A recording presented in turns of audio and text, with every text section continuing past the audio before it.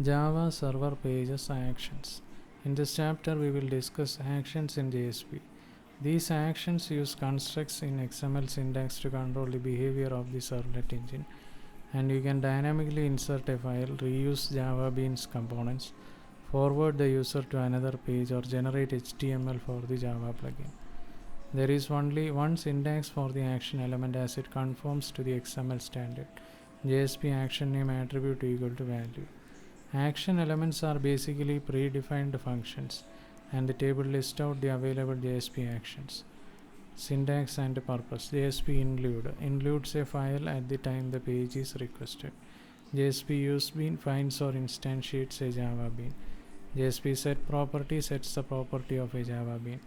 JSP get property inserts the property of a Java bean into the output. JSP forward forwards the requester to a new page. JSP plugin generates browser-specific code that makes an object or embed tag for the Java plugin. JSP element defines XML elements dynamically. JSP attribute defines a dynamically defined XML elements attribute. JSP body defines a dynamically defined XML elements body. JSP text used to write template text in JSP pages and documents.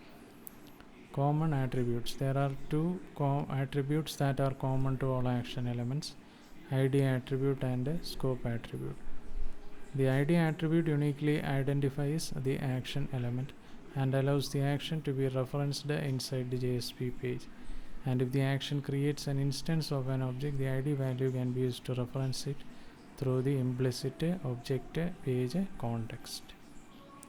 Scope attribute. The attribute identifies the life cycle of the action element, and the ID attribute and the scope attribute are directly related, as the scope attribute determines the lifespan of the object associated with the ID. The scope attribute has four possible values: page, request, session, and application.